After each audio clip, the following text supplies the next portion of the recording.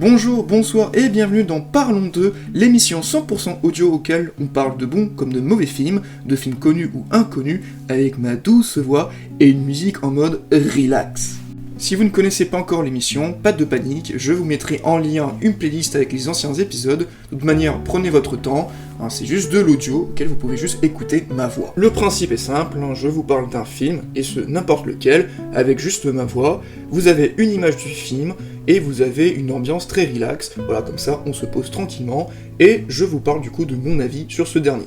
La dernière fois, on s'est laissé sur un film américain, cette fois-ci on va voyager un peu, notamment au Pacifique, dans un pays bien connu, à savoir le Japon, qui ne font pas que des mangas ou des adaptations d'animés, puisqu'ils aussi ils font du cinéma. Incroyable, n'est-ce pas ? Le film du jour est relativement très connu, qui est aussi le dernier long métrage de son réalisateur, nous mêlant de l'action, de la psychologique, de la survie, de l'anticipation, bref, un film avec une violence inégale pour son époque. Sorti en l'an 2000 et réalisé par Kenji Fukasaku, on va parler de Battle Royale. Battle Royale.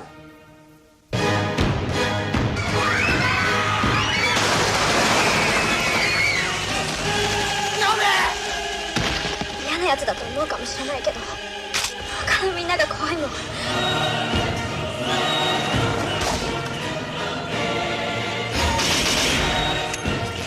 れだけは覚えとけ。みんな必死になって戦って生き残る価値のある大人になりましょう。俺が殺した反則だよな。バトルロワイヤル。 Voilà un petit extrait de bande-annonce pour vous mettre dans l'ambiance. J'en avais déjà parlé du film dans un ancien vrac DVD, auquel je ne faisais que effleurer le film, ainsi que de sa suite qu'on en parlera un petit peu vers la fin. Bref, de toute manière, je vais en parler en profondeur de ce film, qui est vraiment un chef-d'œuvre vraiment du cinéma japonais, et aussi du coup un de mes films préférés. Je vais également ne pas trop spoiler l'intrigue principale, et surtout de sa fin, auquel je vous laisse le soin de regarder ce film, et de réécouter ce Parlons d'eux pour être en accord avec la critique. Bref, de quoi raconte Battle Royale? Nous sommes dans un Japon dystopique auquel la violence des jeunes éclate, et notamment avec un manque de respect pour les adultes. Le pays alors lance la loi martiale Battle Royale, qui consiste à prendre des classes de terminale au hasard, et de les faire confronter dans un jeu de la mort, un jeu de survie auquel seul un seul élève doit survivre à tout ce massacre. Et c'est d'ailleurs la classe de Shoya, donc notre personnage principal, qui va être confronté à ce tout nouveau Battle Royale. Donc vous avez de la violence, de l'injustice, de la folie, un Takashi Kitano complètement sadique et adorable, et aussi surtout des compositions de grandes musiques classiques qui vont accompagner tout le long de l'œuvre. Ce qu'il faut savoir, c'est que Battle Royale est avant tout un livre écrit par l'écrivain Koshun Takami, sorti en 1999, qui rencontrit un très grand succès sur le sol national, puis adapté en manga, et naturellement adapté en film, notamment porté par Kenji Fukasaku, qui n'est pas pris par hasard puisque le réalisateur a pour habitude de réaliser des films de thriller, policiers, gangsters, axés sur le réalisme et la violence. Autre chose à savoir, c'est que Takami a participé au scénario afin de prendre soin de l'œuvre, donc telle qu'elle est, ce qui n'est pas une chose assez rare quand un écrivain et un réalisateur travaillent ensemble, et notamment pour faire des films. On peut prendre l'exemple de Mario Puzo et Francis Ford Coppola sur le cas du Parrain, ce qui n'était clairement pas une chose très rare. On pourrait alors se poser la question, qu'est-ce que raconte réellement Battle Royale? Eh bien, comme pour l'œuvre ou le film, il critique avant tout sur les aspects de la violence, de la société, sur la cupidité, l'innocence même à travers du coup à des élèves qui sont en proie d'eux-mêmes, en fait, qui découvrent pleinement la violence et du coup pour certains même leur don de psychopathe même, mais clairement c'est vraiment une œuvre qui pousse à bout en fait les limites de l'humain pour aller jusqu'à ses propres intérêts, voire sa propre survie tout simplement. Sur ce principe-là, le Japon est d'ailleurs réputé pour ses émissions assez hardcore et extrêmes, voire limite assez malsains, notamment des émissions de jeux où on fait souffrir des candidats, et souvent des jeunes candidats même, qui en fait donnent un côté vraiment presque réaliste et inhumain à la fois. On pourrait même presque dire que Battle Royale serait presque une sorte de critique de la télé-réalité, morbide sur certains aspects, mais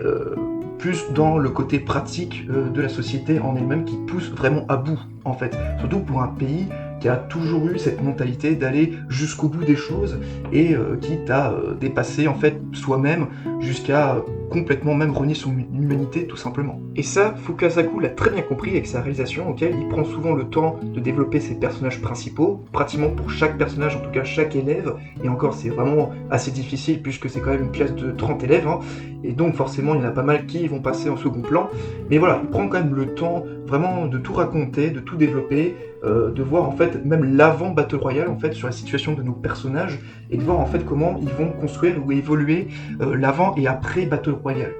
en clair très clairement. Les scènes de violence sont d'ailleurs filmées d'une manière assez exagérée, voire complètement décalée, mais qui reflète bien l'aspect morbide en fait finalement de ce jeu, hein, qui établit quand même des règles bien sadiques et auxquelles il pousse à bout à tous les élèves en fait de s'entretuer, et ce peu importe et par n'importe quel moyen. Donc oui, là clairement on a un film qui va se construire sur le côté social, mais aussi le côté destruction totale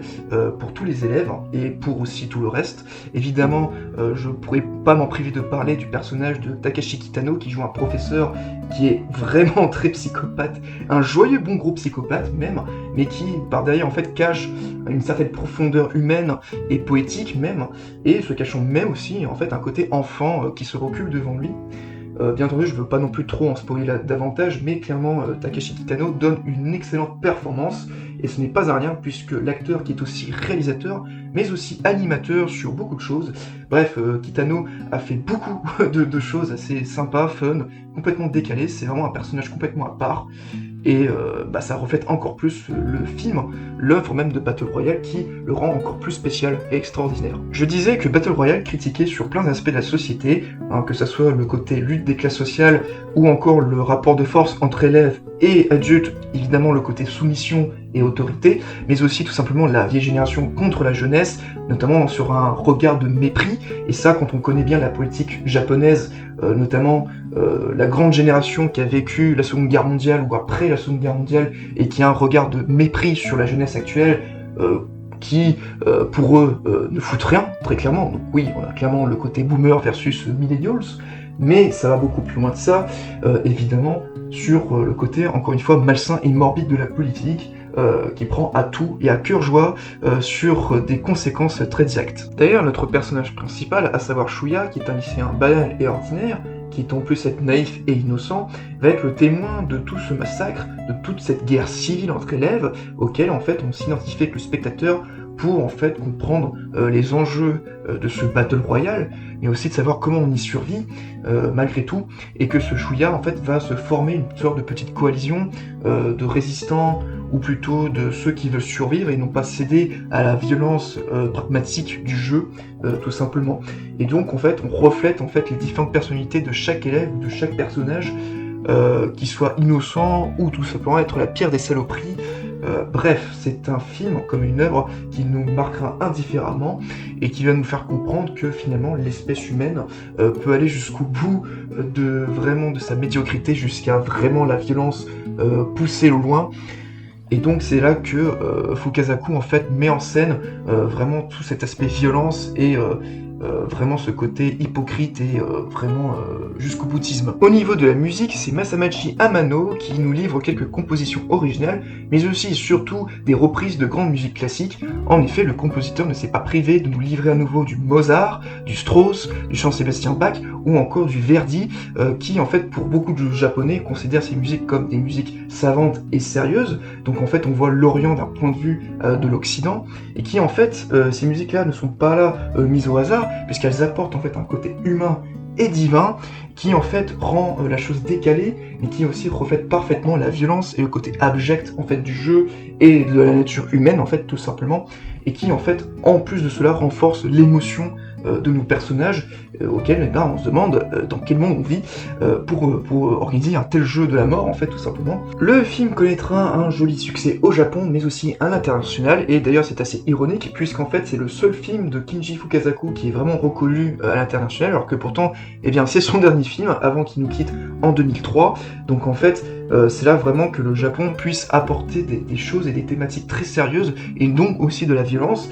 auquel en fait la violence commençait petit à petit à regagner en fait du grand public, ou des amateurs en fait tout simplement. D'ailleurs, Quentin Tarantino considère comme l'un de ses films préférés, donc c'est quand même une bonne chose et une bonne veine que ce film puisse arriver chez nous en France, et dans le reste du monde évidemment. Je vous conseille davantage de découvrir un petit peu le reste de la filmographie de Kinji Fukasaku, puisque tout de même il aura fait des films très personnels, très intimes et donc très froids aussi, notamment sur le côté de la société, des films polars et des films gangsters comme savent très bien faire le Japon, tout comme d'ailleurs Takashi Kitano aura fait aussi quelques films expérimentaux et des films très sérieux, donc ce qui reflète bien son personnage finalement. Évidemment, Battle Royale aura par la suite influencé d'autres œuvres comme d'autres genres. Au niveau des œuvres, ça va surtout inspirer Hunger Games et Le Labyrinthe, qui auront des qualités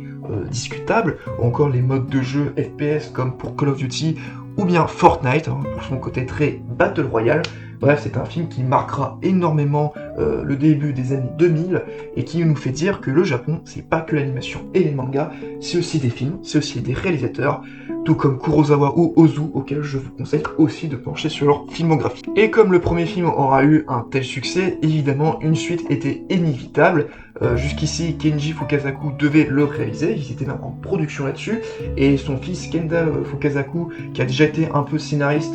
du premier film, va du coup en fait reprendre le flambeau, puisque notre cher Kinji mourra pas la suite, ce qui va laisser un très gros deuil et un très gros bordélique de production, ce qui va nous donner malheureusement cette suite très désastreuse, auquel je ne vous conseillerais pas, ou à la limite comme un bon gros nanar pas très sérieux, auquel même l'écrivain va renier cette suite, ce qui n'en déplaira pas, bien sûr. Bref, donc forcément la formule ne marche pas à tous les coups, et c'est bien dommage que Battle Royale soit condamné ainsi comme ça. Mais bon, le premier film suffit à lui-même, et je vous le conseille fortement. Vous aurez compris, je vous conseille fortement de regarder Battle Royale, et non sa suite, qui est assez déplorable, soyons clairs. Bref, en tout cas, je vous conseille de regarder ce film qui vous procurera une expérience, et en fait quelque chose qui vous marquera. Bref, en tout cas, si ça peut vous enrichir un petit peu sur le cinéma asiatique. Et voilà, ce nouveau Parlons d'eux va s'achever, j'espère qu'il vous aura plu. En tout cas, ça m'a fait extrêmement plaisir de parler d'un de mes films préférés, carrément. En tout cas, ça m'a fait surtout plaisir en fait de parler d'un film certes connu, mais qui va peut-être vous donner la curiosité pour regarder un peu plus sur le cinéma japonais ou le cinéma asiatique en général. Voilà, en tout cas, merci de m'avoir écouté jusqu'au bout. Et puis, si vous avez envie de suivre ma chaîne ou mes prochaines vidéos, vous pouvez donc vous abonner à la chaîne, c'est gratuit et ça fait plaisir. Tout comme vous pouvez aussi suivre sur mon Twitter, auquel je suis très actif, ou encore sur Letterboxd, où je fais des classements et autres. Bien entendu, j'afficherai la playlist Parlons d'eux si vous avez envie d'écouter les anciens épisodes. Évidemment, prenez le temps, de toute manière, je ne fais que parler, donc il n'y a aucun souci là-dessus. Voilà. Et en tout cas, je vais vous laisser ici, on se retrouve du coup pour de prochaines vidéos. Je vous souhaite à tous et à toutes un excellent visionnage, et à bientôt pour de prochaines vidéos. Allez, salut tout le monde!